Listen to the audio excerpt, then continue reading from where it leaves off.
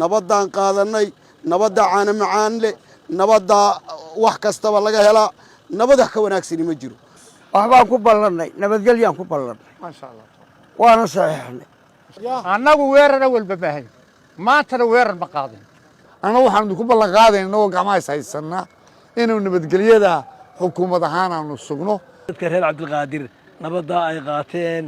waan ugu mahad celinaynaa nabadgelyada waftiga ballaaran inta wareegaya nabadgelyada doonaya sharafta leh noo yimid nabadda ka shaqaynaya waxbaan ku ballanay nabadgelyaan ku ballanay ma sha Allah waana saxiixnay nabadgelyada waftiga ballaaran ee wasiirada leh ee jaramada leh ay wadaan waan la qaadanay waxaan ku qaadanay awalba waan haynay nabada ka wanaagsan ma jiro intayadana waxa weey difaac u baan hayno gaarka annagu baa iska haynay awalba weerar ma haynay imikana waan la qaadanay nabadaan qaadanay nabada caana macaan leh nabada wax kastaba laga helaa nabada ka wanaagsan ma jiro waxa laga wada hadlayo waa nabadda annagu marka horeba nabad baan hay nabadana sidii baan weli u haynaa oo xajinaynaa annagu weerar walba baahay maantana weerar ma qaadin dawladana Soomaaliland baan ninka naga saaray Soomaaliland ee loo diidan ha yimaada asagu waar annagu dawladdan jecelahay nabadana waan jecelahay joogna Cabdilqaadir halkan guftiga uu hogaaminayo wasiirka arrimaha guduhu waxa lagu kala saxeexday nabad deegaankaasi inuu nabadgelyadii la qaatay waftiga iyo nabadii la doonayay inay wada qaateen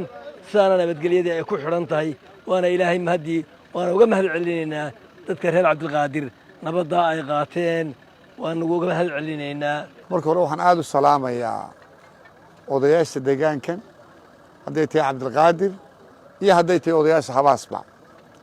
waxaan aad iyo aad ku mahad celinayaa annagoo gooraamina idiin nimi sida sharafta leh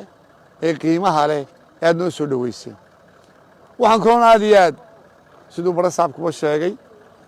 odayaashuna ay sheegeen aanu gobolka u maraynay inaynu nabadgelyada gidigan wada ilaalino oo sugno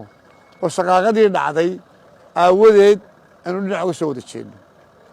odayaasha caawa halkaan ku kulannay waa odayaal aad u qiimo badan aad baan idinka mahad celinayaa hadalkiinnii iyo sidii aynu isu fahanay iyo sidii qoraalka odayaashan la soo xidhiidhi lahayn aa u samayseen annagu waxaan idinku ballan qaadaynaa oo gacmaha haysanaa inuu nabadgelyada xukuumad ahaan aanu sugno qof waliba maalkiisa iyo deegaankiisa iyo ciddigiisa uu nabadgelyo sharaf ku helo aad iyo aadna waan idinku mahadnaqaynaa